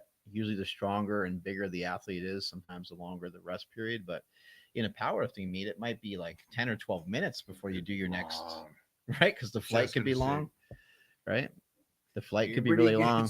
Everybody gets a chance on that opener. 14 lifters in this flight, and then yeah, you're not getting another lift in for another 16 minutes or And something. they got the change of weights plus a full minute Wrapping the before knees. theirs. So you're talking if there's 14 lifters, you're already waiting 20, 25 minutes for your next lift. So we're not saying take that long, but what we're saying is today I did a set and then he came in the back door, if you know what I mean. No, he came in through the back door. Don't take that the wrong way. Wait, don't but take go ahead what? and clip that, put that up, use it as a meme. Came to the back door, but don't take it the wrong way. I took 15 minutes between my next set. Suspicious. Very suspicious. Everything in this house, very suspicious. Yeah, I take as long. Just remember breaking down the fiber of the muscle, getting in there and really getting some stress to it, in my belief, is much better than a pump. Because think about a pump. I don't know what made it. I don't know what made this hit me right now, but I'm thinking about that post workout shake you made me today. That like that Metamucil or whatever. Yeah. He made me like this fiber shake, and it turned into cement, and it was like a pudding. What the hell was that? Again? 60 grams of fiber. It was definitely the most disgusting drink I've ever had. Just know if you ever invite him over, he'll drink whatever. So just give him whatever. I put That was weird. niacin in it. I put Psyllium husk. That's what it was, right? take as long as you want. A pump. You guys want a pump? Take some creatine and eat a pizza, and then go superset your arms. You'll be so swole up, it's crazy. Doesn't mean you had the best workout. What's the value of a pump for you, if there is one? Fun. It's fun. It's fun to be pumped up. It's fun to do that many reps and beat the other guy, maybe, or something. But You're that's about it. I can get a deeper pump. I like the pump that's within, like the meat of the hamstrings when you're squatting, and you're like, holy sheesh, my whole leg is gonna feel this tonight. I already know tomorrow I'm gonna be sore because I'm already feeling it. That to me is more than I'm just filled out and pumped, and it looks cool. one thing that's great training with Mike is sometimes he'll do like 6 or 8 sets of, let's say, like 45-degree back raise sometimes before a back workout, or it could even be the start of a leg workout. And then you're doing your squats and you're doing your other movements, and you're like midway through, you're like, my hamstrings are just absolutely killing me. And so while we're doing it, because we do take our time, sometimes there's 4 people, sometimes there's 6 people, sometimes we're also just talking in between sets and literally just taking our time. The workout could take a significant amount of time, and you're not really ever getting like a crazy pump, even when we've done hack squats and some of these other movements that you see a lot of other people really going after the pump with. Even if we're doing cable crossover, it could be anything. We're not really in like pump mode. We're trying to work the muscles, but I think your size and your physique has mainly been built off of the back of you utilizing challenging weights in challenging exercises from many different angles. Not so much, not that it doesn't happen, but not so much about like this particular way that you hear people talk about a pump. Because I mean, if it was just can about the agree with pump, I mean, we could go in the gym, we could do the pec deck, till we're blue in the face, 10 sets of 20. Go. and we can get this crazy pump. Then we can do some dumbbells, and then we can walk out. And I'm sure that would elicit some sort of response, and we'd maybe look decent doing some of that. But I don't know if you get that same density. Yeah, you wouldn't. You wouldn't get the strength. You wouldn't get the nervous system involved. You wouldn't get the you get the fascia, but yeah, it's just so much more to it, guys. Kind of fake muscle. It's you guys That ever notice bloaty, that? puffy, fake muscle thing where you're You ever like, notice? that guy's not dangerous. Yeah. A power lifter, after his years of powerlifting, is still a pretty thick human. Mm-hmm. And a bodybuilder, they seem to just fade away to a bag of bones. I hate that, but move some weight, stress the body. That way you retain it, retain as much as you possibly can as you age. Like you said, Mike, you like that feeling of the pressure. I do. Right? Mm-hmm. You don't get that pressure, that stress from. Oh, I did some bench yesterday. I did. I think I did. It was like 3 plates and some chains, and I was doing a few reps with it. Chains, I love that. And that pressure and that second rep was a little. I didn't have a spotter. The second rep was a little, and I was like, I can go for a third. I still went for the third, but I could feel it. I could feel that I had those reps in me. And when I got done, when I put the weight back, I was like, that's exactly what I needed. That's the exact right amount of pressure. It's hard to like put into words, but I could feel, the blood pressure. I could feel the pressure of my body, the pressure on my bones. And then I was also doing some box squats back and forth between the two. Nice. And it's been a while since I did box squats, but the box squats I got the same feeling from, and I was only using I think that was like 175 or something. I had chains on that too, but 175 pounds of bar weight. So the point here is that it doesn't really matter so much about the actual weight on the bar as much as it does the feel and the pressure that you're accumulating when you're doing your exercises. A lot of people say your body doesn't know the difference between if you're squatting 600 or you're squatting 300. You ever heard that? I just think that that's a huge mistake. I actually think that it goes well beyond that too. I think that some people will say, "Oh, it's relative." Like, "Oh, if this guy can handle 700 and that guy can handle 400, well, 400 is that guy's max, and so is 700 is that guy's max." It's like, no, no, no, that's not that's not how it works. The human body is not really all that well equipped to hold on to 700 pounds. It's a lot of weight. So the adaptation that's going to happen from someone lifting 700 is going to be exponentially greater than somebody lifting 400 and somebody lifting 800, somebody lifting 1,000. You ever see the traps on somebody that's, just, squatted 800? Remember Stan's? Like, Stan looked like he was walking around with like a refrigerator underneath his shirt when he was at the Olympia. Do you remember that? Yeah. When he was smashing some of those. I mean, Stan 865 squat, Yeah. over 600-pound bench, and mid 800-pound deadlift in a powerlifting meet. Broke the all-time world record for 275 and 308. Stan Ryan on efforting legend. But the density, I remember he got done with a set and I hit him like, I was like, oh, good. I was like, what in the hell Right. was that? I thought I hit the monolift. I hit him. Like, Jesus. So yeah, you're going to build a tremendous amount of density with being able to lift like that. Robbie's like that. Still, Robbie, what the hell? Robbie's like that. They don't know. They don't know. How old Robbie is 80, almost 80 now. No. About 80. So you hit him and you're like, it's ridiculously dense. It's ridiculous. And you It's- can't really get him to conversate much. Right? We get him going. You gotta unlock it. We gotta unlock. You gotta make Can sure. you interview him? Yeah. You should. Yeah. We have. You should. I would love to. He will hook it up. That would be great. You're just gonna have to fly him up there.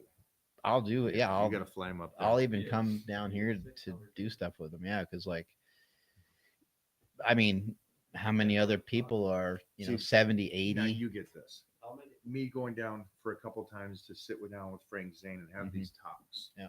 To be able to talk to Arnold, to be able to talk to Rob. Those are three. Mhm. Those are the three that are still here. Yeah. It's like, holy sheesh. Yes, I've been able to talk to Bill Grant and Steve Davis and some other Mr. Universes of that era. But those three, and Mhm. mostly the banter that they have, and mostly the idea of how the outside world, Frank Zane is the professor, the very bright, so he must be very calm and cool, and he's got a fight in him. Mm. He's got a fight in him, and then it's just so cool to be around. Robbie's the same way. You get him to talk, dude. Just Did I see Frank Zane post something about being canceled or something the other day? yes, Oh no. his live was going to be Instagram canceled. live. Yeah, Oh yeah, I saw like Yeah. yeah, But like the way he posted it. yeah. He's like yeah, it just said like canceled. I was like, I It said looked like a Generation Iron article saying they canceled it. Nah, never. He was doing something like pullovers, and he was teaching me how to do pullovers, and I said, well, a lot of people are going to say this is going to hurt your shoulders, and he goes, just strong, like a John Wayne response. They will. I won't. I'm like, I come from the professor. That's great. It's cool. It's cool. Those guys they're a different breed. They're a different breed. look it up, Robbie. Yeah. Let him hit Robbie up. yeah, that'd be Make great. that happen. You might have to go with him. Dude, Robbie, we were hitting deadlifts. And Robbie just jumped in raw, went for 315. What? That's great. Gil jumped in the other day. Gilbert's 70 now. Remember Gilbert, my Yeah. old training partner? So we're over there, and Gilbert's Did he go sumo? he He was always those big looks. on the sumo. Yeah, but like I was explaining to these guys back in me and Ron Fedco days, Yeah, he's right up on the side there. He would good morning. His squat and dead look the exact same. They're both good mornings. He would never hit depth and he'd never lean over. You know what I mean? Yeah. He's just like, I'm 255 pounds. I pick up things. Yeah. And he'd always pass out on the deadlifts with his breath. It was great. It was great. But we were doing our deficits, and he walks over there. He jumps down, grab 335, 335, just That's at great. 70. That's But again, how does a 70-year-old walk over without warming up and hit 335 on a sumo deadlift in a deficit when he's 70 years old? Because of what he did back here Yeah. in his 20s and 30s and 40s with us. Yeah. Well, not his With 20s, chest because up, yeah, ready. it's a cool thing. that's wild. I guess that's the one thing you can say about all these guys. The cool thing about it is the work they did when they were younger built a foundation of a house that's still there, Mm. and that's still why Robbie walks through the gym like a stallion. Why they still move and groove. Where so many people in their 20s and 30s go, I can't do that. It's gonna hurt me, and they blew that opportunity. Even though you can always weightlift, Mm. but man, those young years set you up differently. Yeah, I think what else are you doing with yourself? Like when you're that age, it's like I guess you're going to school. Maybe you're trying to start like a career. It's But easy for you. You're rich. yeah, that's right. You don't have a 95. You don't need a 95. I don't. I am rich. It's awesome. You should try it. Somebody said that to So us. I tell. Hell yeah. You're probably like me. Somebody goes, could you do this with a 9 to 5 job? And I go, 40 hours a week? Probably not. I'd probably get lazy. Because we work 8 hours a week. We work for ourselves. We work Mhm. 7 days a week. Yeah. That's a misconception. Yeah. It is a misconception. I think there's a lot of misconceptions to kind of unwind. I think that fitness and exercise chose us. We do have some genetics on our side. We have environment on our side. My brothers both loved lifting. It sounds like your family loved lifting. You had some encouragement, right? So like we're very fortunate. And however, that doesn't mean just because we're fortunate or just because we're in certain places, it doesn't mean we don't have good advice to offer. Just because this is what we do all the time, and we don't have the interruption of potentially like a 9 to 5 job, or we don't have maybe as many distractions or whatever you want to call them, responsibilities, obligations. Just use all those words, go for it. But it's still not it's still not up for debate that we have information that could be helpful to you. You predominantly switching your diet and getting your percentage of protein up will help you lose body fat and build more muscle mass.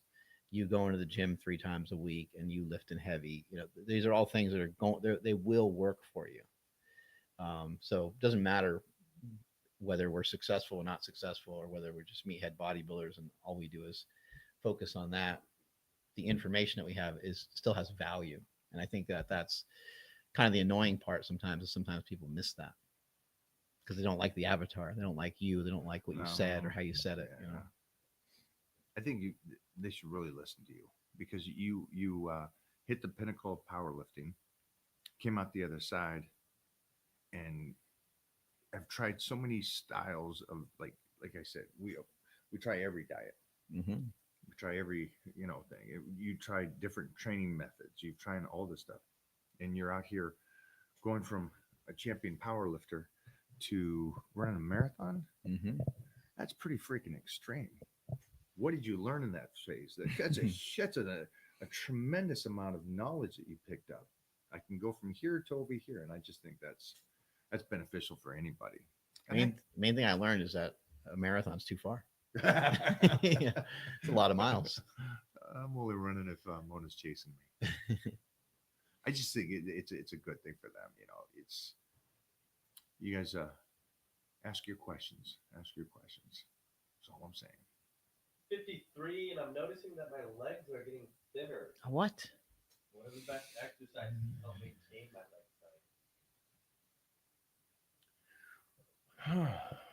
size? I'd make sure that there's no back pain, no nerve damage, nothing going on there, no lower back stuff, no impingements.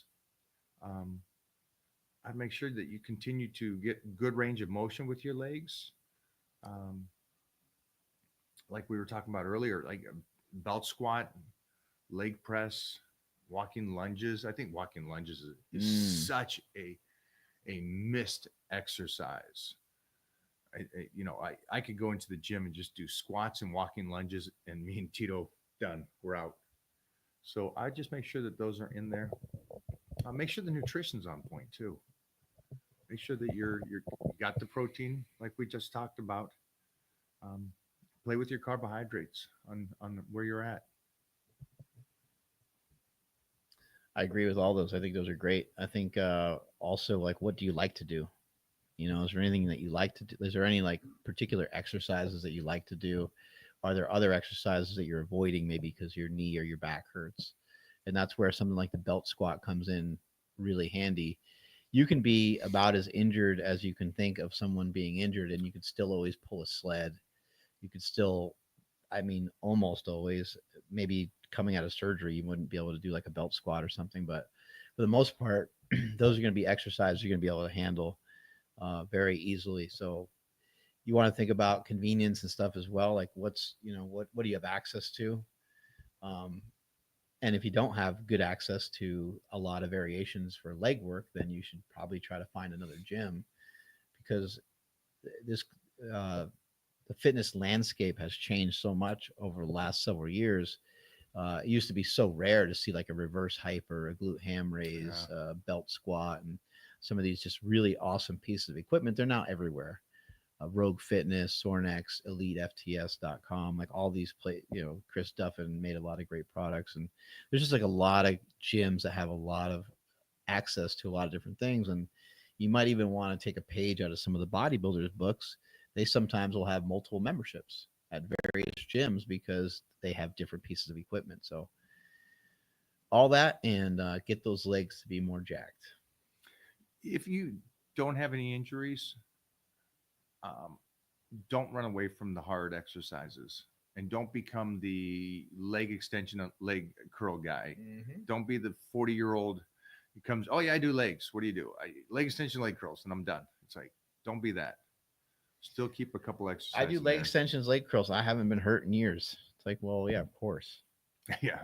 Somebody said that the other day. I ain't gonna say names. He goes, my body feels great, my joints and everything. Yeah, you're not using it. I trained around you. It's like you're not doing anything. Stop it.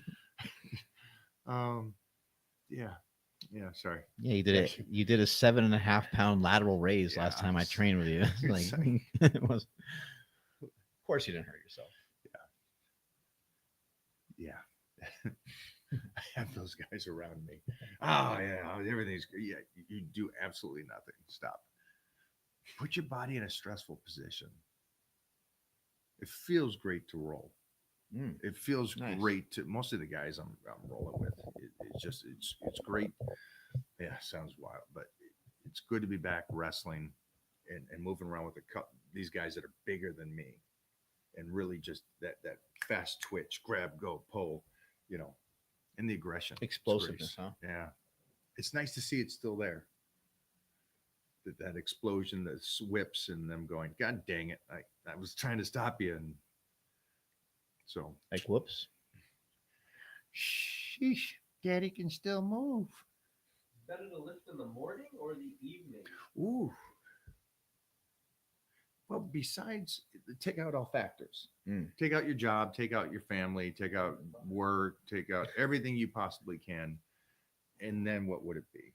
Because morning or night doesn't matter. If those factors set you up that you have to train at night, then train at night. Mm-hmm. What would you go with though? Taking out all factors of life.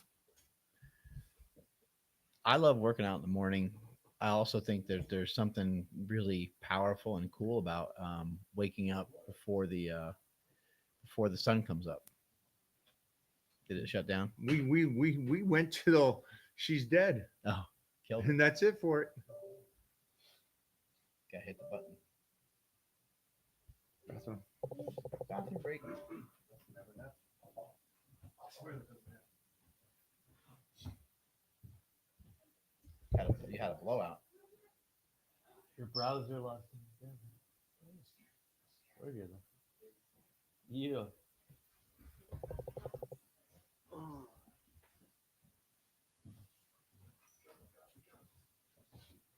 Hey, what's up, buddy? How you doing? What? What do you call it? Mr. Banana Head. I like it. Oh, is it raining?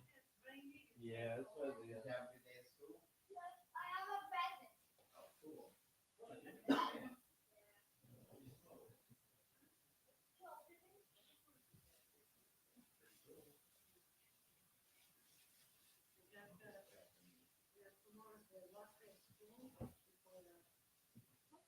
Oh, cool.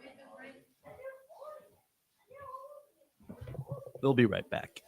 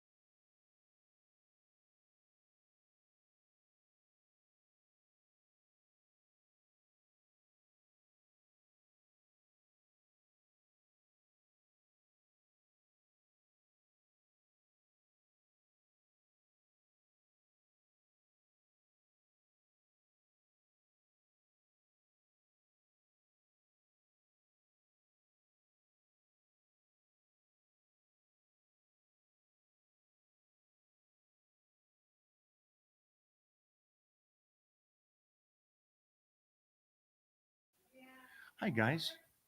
We had to take a moment to break. Let's do a couple more questions You're and not then. allowed to have any other drinks. You have a drink schedule. Well, I got my aminos and all that first, and then I move on to other stuff. I have a protein shake you can try later. Woohoo! I'll do that. Huh? Yeah. Is there a new one? Yeah, it's a total carnivore one. Yeah, I think you'll like it. I sent some to you before, I think. I got the steak.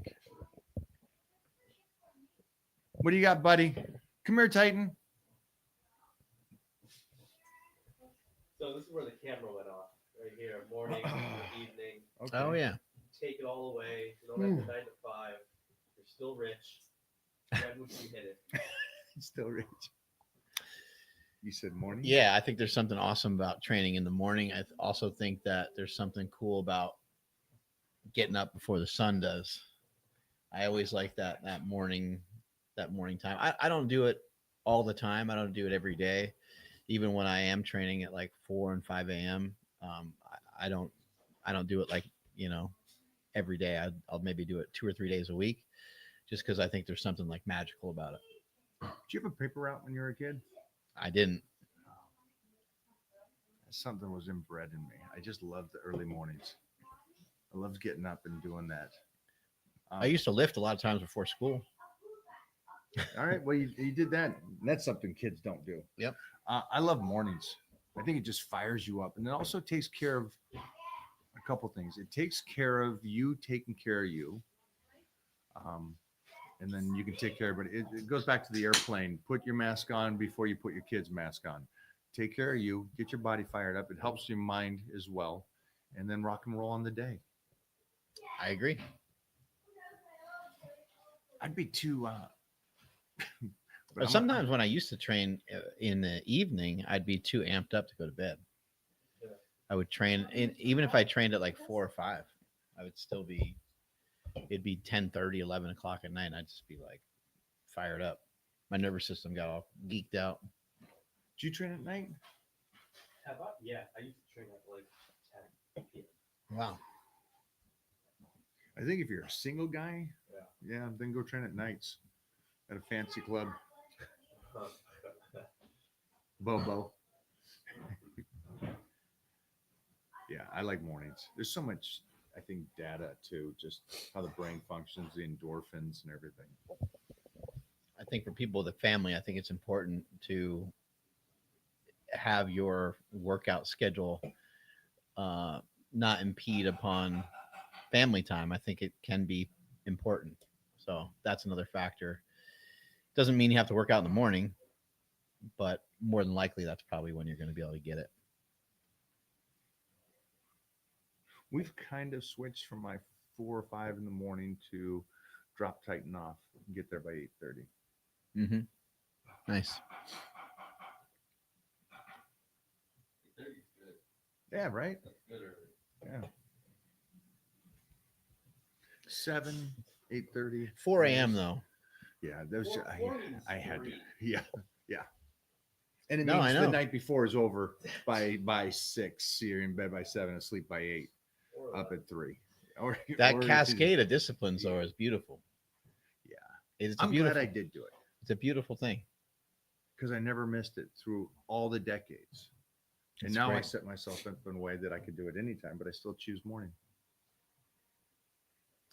4 a.m. Los Angeles is a completely different city. Oh. The drive from here to Gold's at 4 a.m. is nothing. Yeah. Try to drive there right now. It's too far away. Just coming, we trained, we're 2-a-days now. So we came back at like 2 o'clock or 1 o'clock or something. And Lincoln just coming home to here, Oh. which I'm not far from Gold's. And I'm like, this is ridiculous. It's 8 minutes and it's 7-minute drive. And Yeah. it takes me 40 minutes to get home around that time. It's crazy. I'm excited for you to sit down with Robbie. What are some things you'd want to? Yeah. What would you ask? What knowledge do you want? Oh, I mean, all the big stuff. Like there's so many people in our space right now talking about longevity, but they're not that old. Yeah. There's a lot of people that are like they're like 30. You're like, A life coach with no life experience. yeah. Like I don't ever even. First of all, I don't ever even really mention longevity because I don't feel old, so I don't feel like I'm in that position. But You're mid-40s. yeah, I just turned 48, so whatever that means. But like Yeah. I don't really. I, I'd rather they listen to told me people that it are means like 48. You can't It say means- almost 50. You cannot. Can't do You it. cannot do that. Can't do it. I'm- I put up something that said, I'm I'm 40. almost 60. And they go, you're not. It's like, wow, okay. In what That's world am I right. not? It's just like, you're over 40. You're old. It They're doesn't too, matter. they're too mad at you. Yes, relax. Yeah, he's 21. Steve and Jeff is 7. Just turned 7. About to be 8. Come here, buddy. Banana head. He said nope. Go for another one, Jeff. Here's the dog. I'm only gonna take this one today. Thank you for the dog fund Yeah, donation. Like, listen to me. No bullshit. That's always a good way to. That's gonna get me to listen. What's the best way to stop our balls from smelling like crazy after a crazy lifting session? Ooh, Stopping my leg Well, gains. yeah. Some First extra off, medicated Gold Bond powder. That's a party. Yeah. Throw some of that there.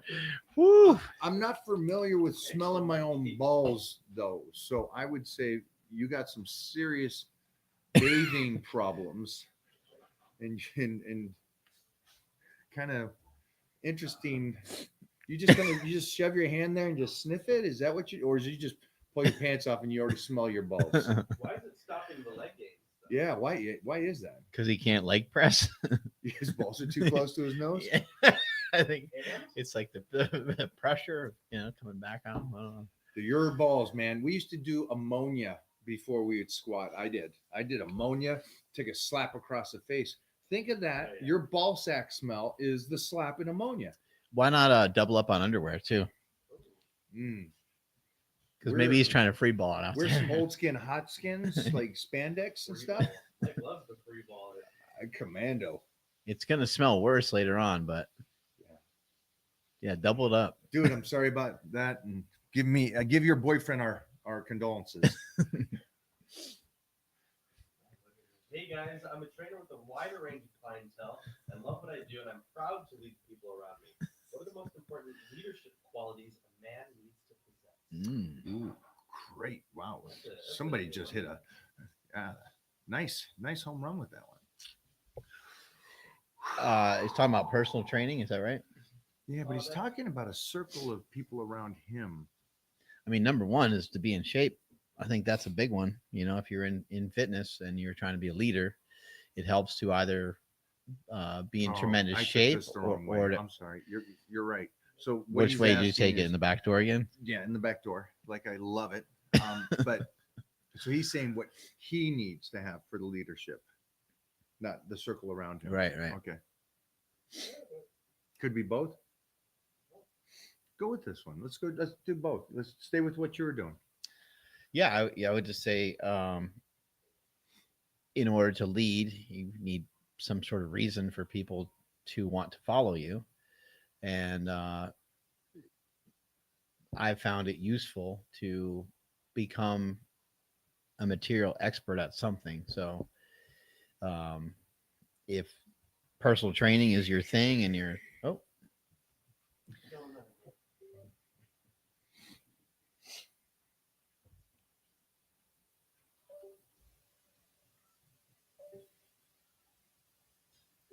I think that's a great question. I think for both aspects, and I agree with you. So you are a believer in that the trainer can't be a fat guy being a trainer. Okay, I like that. Wouldn't if he had his time? Wouldn't if he had his time and Yeah. and now he's not? well, yeah, that he could be a material expert. He could be someone that just has a lot of knowledge. I mean, it's always better when the guy is like living proof of it. What is it? Heat? Yeah. So we'll finish up. It got too hot. So explain that again too. I I think it's important that you that the person's in shape. I think that's an easier way to lead, especially if you're talking about being like a personal trainer. And then on top of that, um, the person could potentially be out of shape because maybe their time is kind of came and went or whatever reasons. But I do think it's helpful that the personal trainer is in shape, or at least in shape for them. Like there's some people that, Healthy looking. yeah, there's some people that have Doesn't need to be jacked. yeah, it doesn't need to be super jacked, but it's like either athletic or whatever. But then on top of that, like even more important than the physique and the actual look, if that's not your thing, because for some people that could be the main driver, is that you just look so awesome that everybody wants to follow you. That's a possibility, but being a material expert is really critical. So, so a material expert is someone that knows it but may not visually be it. They know it really, really well. So like let's throw it go into jujitsu mode. John Donaher. Okay. They I say know. that he's one of the best coaches in the world for jujitsu. I'd imagine that when he's talking at his school, that everyone probably starts to gather around. It probably turns into like a mini seminar nearly every day because of his knowledge base. Now, according to his own team, he's a guy that he's proficient and he can do it and he can smash a lot of people, but he can't smash some of the better jujitsu practice. He's not the best jujitsu practitioner in the world. They also have Gordon Ryan there as well. Yes. And then he's the best in the world, and he does it, and he looks, Right. jacked. So those are two guys. It's gonna be very easy for those guys to lead because they're gonna be leading from the front. I allow me. Mhm. Do you mind if I retort on this? Yes, sir. Just a bit. Because you expressed two guys. One guy maybe can't beat the champions, but he knows it. But he can still tussle. So when it comes to health and fitness or creating the manipulation of having muscle on the body and fat off the body, I disagree with the statement that if the guy just knows it, that's a great trainer. The cool thing about studies or being in shape is you can get a whole bunch of 20 and 30-year-olds body still functioning right. There's no real damage to their bodies or metabolism and stuff, and you can get them in shape. And then it goes into 40s and 50s, and then it's a whole new learning experience. And for me, the guys that go, they were in great shape. Then they get to their 50s and 60s, and they're just a hunk of shit. I'm done with them. I don't care that they can tell you how to do it because there's little factors at that stage of the game on how to continue to keep in shape like that. And that's why I love the Robbies or the Arnolds or the Frank Zane or the ones that are still Steve Davis walking around. I would rather listen to them, or I'd rather listen to the guy that was fat in his 20s and 30s and got in shape in 40 and is still in shape in his 50s. I'm going to like that guy more. For me, health and fitness is such a visual thing on the knowledge. If you can't get yourself back in shape at 45 or 50, there is something you're missing that everybody else should know that's tough about that. And so that's where I fall short on going, I'm cool with the guru looking like he's not good. I'm done with that. I want you to be Robbie Robinson. Right. And it did okay. And if I go, that's too much muscle. You don't need that much muscle at 80 years old. Holy shit, I like it. But let's go Jack LaLanne. Mm-hmm. Range of motion, the ability with his cardiovascular and what he could do swimming and how he looked until how old? 94? Again, I'll listen to him and he won't talk about how the body breaks down the protein and your bioflavonoids are attached. I don't need any of that because health and fitness isn't that. Health and fitness is doing the most basic stuff every single day. And a mental approach of knowing you got to get up and do this again relative to the guy going, well, what you need to do is you got to manipulate over here and this is how your body is functioning. It's like, what's the mental approach that you've lost that I need to keep? Because most of these people ask you, what keeps you motivated? Mm-hmm. A huge factor. Yeah. Yeah. I think, everything you said, I think is super valid. And we're in a physical culture, when you're talking about health and fitness, um, people are going to, put that up to like a microscope. But I think there's definitely still like a lot of value in what someone says. Like, um, Louis Simmons comes to mind. Now, Louis Simmons, he was a powerlifting coach, and then he lost a lot of abilities to still be able to do it. But he did share authentically on why he couldn't still do it. He told people all the time, like, "Don't be like me. Like, I tore this, I tore that." It was very hard for him to like get back into the game. He still though was a pretty damn good lifter, even as he got to be older. But it just kind of got to a point where I think he was in like too much pain. So I think the main question. There's some knowledge there. Yeah, it's crazy amount of knowledge. He had And- more knowledge at that stage, Yeah. going, what I said to do it in my 20s, Yeah. switch this and this. Yeah, right. That's beneficial. Right. And I think that it's going to be the easiest to get to lead people if you have knowledge combined with the look. You have the look, and you could share some information. Like you might be able to not have, you might not need the capacity to have the greatest information, but you need like one or the other or both in order to kind of lead. I think in fitness. Off the wall question. I'm going to ask this guy here. I got a question. I'm going to ask you a question. We've had a lot of talks. Oh, who's that Yeah. guy? Oh. Because this is outside of me, it's outside of Mark. It's conversations that we've had with Frank and Robbie. Do they ever break down the science? Fuck no. Yeah. What do they break down? The attitude, the mindset, just the mental approach. Not even, they just hit it. I feel like they're just in there. But I think you're right, though. It's Yeah. the mental approach to it. Right. And so I guess what I'm getting at is when it comes to health and fitness, Overheat.